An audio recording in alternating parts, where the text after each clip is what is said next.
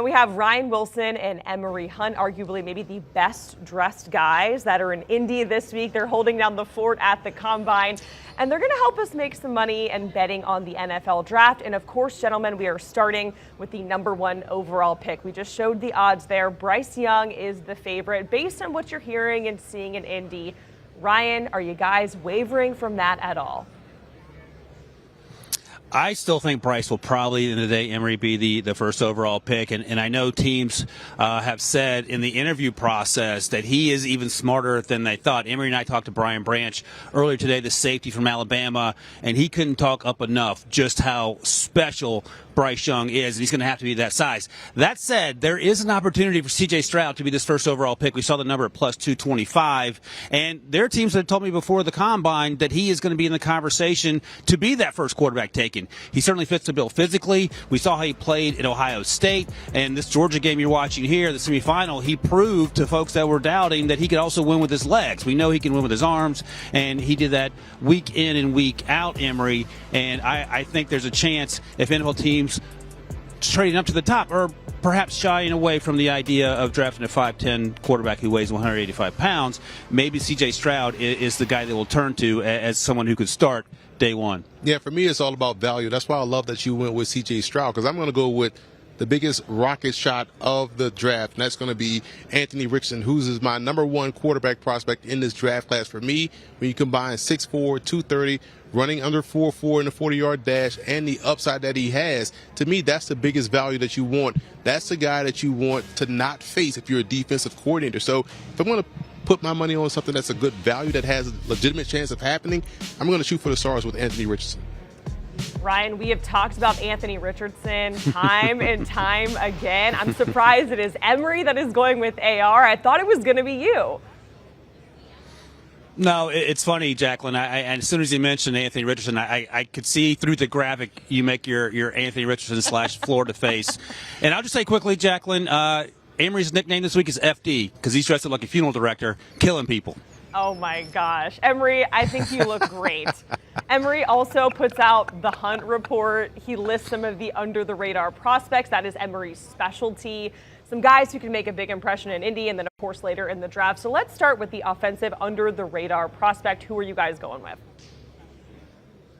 Well, listen, my favorite saying, one of my Emory-isms, is size is not a skill. The other one is you can't hit what you can't catch, you can't hurt what you can't touch. And I'm talking about Deuce Sproles, the outstanding tailback for Kansas State. We just watched Darren Sproles. Deuce Vaughn, I'm sorry. I'm thinking Sproles. That's right. Comparing them to Sproles.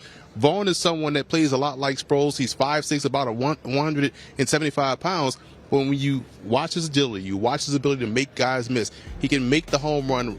He can catch the football deep down the field. He is someone that is short, not small, well put together. He proved at Kansas State he can carry the load. So I'm not worried about him being a feature back or a spot guy. That's someone you just want with the football in his hand. So to me, he's the most underrated player on offense in this class. You're exactly right, and I love me some Deuce Vaughn, and we talked to his teammate Julius Brents, who goes by Juju, 6'4" cornerback, and I joke because I'm also shortish, not quite 5'6" like Deuce Vaughn, but he said do not call Deuce short to his face because you will have a problem because he takes it personally and he plays like he's much bigger, to your point. In terms of the guy that I like, he's also smallish, not quite Deuce Vaughn size. Tyjae Spears out of Tulane, the running back who can do everything. He'll probably come in at about 195. He is incredibly dynamic. You see it here, the short area quickness, and then he's gone. You can't see him and then you can't catch him, to bar an Emoryism. He went to the Senior Bowl, absolutely balled out. He's an asset in the pass game, and a lot like Deuce Vaughn, perhaps not quite as explosive, but certainly explosive enough, and I would not be surprised, Jacqueline, if we see Tyjae end up going in the second round. He is that good of a young man. Tyjae Spears from Tulane, that is who Ryan is going with. And now the question becomes, who is the best under-the-radar guy on defense? Ryan, who do you guys like? I'm going to go with Darius Rush, the cornerback out of South Carolina, because this young man came to the Senior Bowl, Jacqueline, without a lot of fanfare. The expectation was that he would be a special teamer and make an NFL roster that way. The talk throughout the fall was Cam Smith, who played opposite him at South Carolina, who's probably going to go in the first round. And all Darius Rush did was show up in Mobile, and here he is. I mean, you were not catching one single pass in this one-on-one drill, which, as Emory will tell you, favors the wide receivers. And this is Darius Smith's tape, and this is what NFL teams got to see. And Rick Spielman and I sat in the stands, and by the end of the practice on Thursday, we couldn't believe how good he was time in and time out. So I think, as we say, Emory, he made himself a lot of money in that week in Mobile, and he's going to continue to make himself a lot of money this week. I've never seen corners catch interceptions in one-on-ones. He caught at least 5 interceptions in one-on-one drills. That's remarkable. For me, it's Carl Brooks out of Bowling Green. When you watch him up close, you're like, wow, this guy is 6'5", 305 pounds, and he's playing across the line. Sometimes you see him as a nose tech. Sometimes you see him as a 1 tech. Sometimes you see him even as a 3 tech, but he's also able to line up outside and rush the passer, Ryan. So when you think about someone that's that big, that athletic, that fast, and that versatile, I'm shocked he's not even here at the Combine. He was disruptive all throughout his career in the MAC. He is someone, to me, that's going to be at least a day 2 pick, in my opinion, and will find himself paid handsomely to rush the passer as a pro. All right, let's talk about some more prospects hailing from some smaller college ranks. The best FCS prospect to potentially come off the board is who, Ryan? I'm going to go with North Dakota State offensive lineman Cody Malk, who looks like he's Thor's cousin. And if you see his mugshot, it's not his mugshot, his profile in the program, Jacqueline, he's missing his 2 front teeth, long red hair, and he plays like his hair's on. There it is right there. Look at this guy. Do you want to go up against this guy if you're an edge rusher?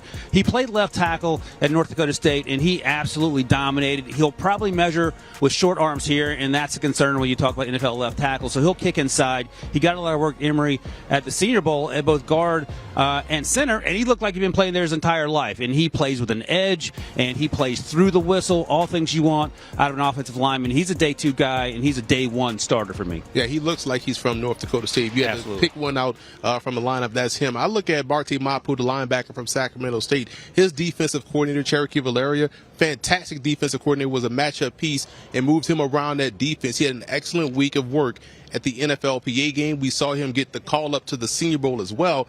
He played wide receiver. He played linebacker. He played defensive back. He is someone, in my opinion, that is a game day matchup piece in the NFL. This is what they want. He was 6'3", 225 pounds, so some teams may view him as a strong safety. Some view him as a linebacker. To me, he's someone that plays defense, and that's a guy I want on my team.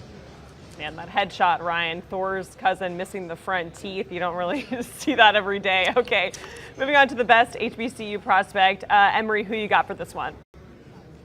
Well, I was at the HBCU Legacy Bowl and the HBCU Combine last week, Jacqueline, and I've been on this Keenan Isaac kick for a while because he was another one that stood out at the NFLPA Bowl. He's 6'2", can scratch his knees as he's standing up. That's how long his arms are, and he can press like no one can do so in this country. So we talk about Joey Porter Jr. and then how he's able to press out there. Keenan Isaac is the same way. He's one of the top corners coming from the HBCU ranks and runs well, has great ball skills, ball awareness, and is someone that has probably played himself into a draftable grade come April. Yeah, Keenan Isaac scratches his knees standing up. I scratch my knees sitting down, Jacqueline, but that's a story for another time. I'm going to go with Florida A&M's Isaiah Land. And Emory and I were talking about this before the segment. He showed up at the Senior Bowl weighing about 226. And what you told me is that this week he might weigh up to 235. So he's continuing to add weight. He plays outside. He plays with an edge as an edge rusher, and he gets after it. And I think that he certainly plays much bigger than his frame. But the question becomes, when we were talking about this, where does he end up on an NFL roster? And probably more likely as an off-ball linebacker or maybe as a weak side linebacker in the 4-3. But either way, he did himself a great service with the way he played over the course of the season, had a really good Senior Bowl, and I think he has a lot to prove as we get through this draft process. All right, talking about D2 or D3 prospects, Ryan, you're going to go with a guy out of Shepherd University while Emory likes someone from Ferris State. Tell us about it, Emory. Well, Caleb Murphy, the defensive end, the edge rusher from the Ferris State Bulldogs, D2 national champion. I tell you what, Ryan, guess what he had this past season in sack totals? He set the NCAA record for single season sacks. I'll answer that for you before you even try to think about it with your nice shiny bald head. 25 and a half sacks this season. That's ridiculous. 25 and a half sacks. So I saw him down at the Shrine game, and he was moved to off-ball linebacker. I couldn't figure out who he was until I saw the Ferris State helmet, and he was someone that really did a great job of matching up versus tight ends and also bigger wide receivers. So not only can he get with his hand in the dirt and get after the quarterback, but he could also get out there and cover tight ends and some backs and bigger wide receivers. So not only 25.5 sacks, but also has the coverage skills that you look for. Is going to be a big-time player moving forward.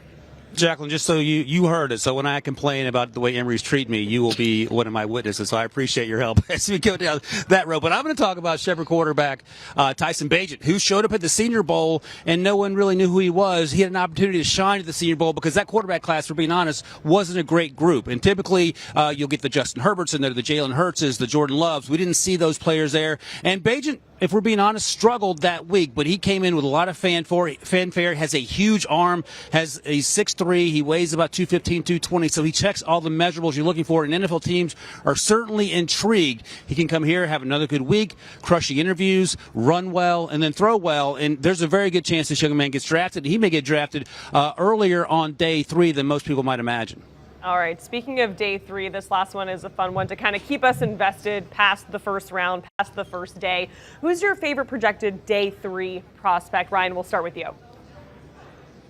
And Emory, I'm not sure why NFL teams aren't higher on this young man than they should be. Michael Wilson, the wide receiver out of Stanford, I watched him in the fall and loved his tape. He battled through injuries at times, went to the Senior Bowl and absolutely balled out in the one-on-one drills, in the team drills, in the game. And I think there's an opportunity for him to be a day 2 guy. There are some concerns with the injuries. There are concerns that he didn't play fast enough. I didn't see that show up on tape for me. So if he lasts on day 3 and you get him at the top of round 4, I still feel like that's a bargain. If he's there in round 5 or round 6, it's an absolute home run. Yeah, I just found his school last week. It was University of Louisiana, right? Andre Jones, edge rusher. He started his career with the Raging Cajuns as a defensive lineman and started to transition to an edge rusher outside linebacker. We saw him at the Shrine game, and he was someone that was shocking in how long and athletic he was. You don't normally see guys that were former defensive linemen get out there and cover. So kind of like Caleb Murphy and what he was able to do out there in space, raised a lot of eyebrows to a lot of scouts talking with him after practice. And again, just another star-studded player in person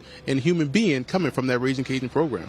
All right, that is Ryan Wilson and Emory Hunt having a little bit too much fun there in Indianapolis, holding down the fort for us at the Combine and also giving us their best NFL draft pick props. Thank you so much, guys. We appreciate it. And of course, you can also hear Ryan alongside former GM Rick Spielman on their podcast With the First Pick. Both of the guys are in Indy this week, and they are doing the pod live from Indianapolis. They have special guests joining them. Emory's been on the pod. Our very own Pete Prisco, he's been on it as well. You can download and listen wherever you get your podcast. You can also make it easy, scan that QR code on your screen. Do you want a sports network that delivers everything that matters about the game? The highlights, the picks, the instant analysis, no yelling, no fake debates, no politics. Hit the subscribe button and never miss a moment.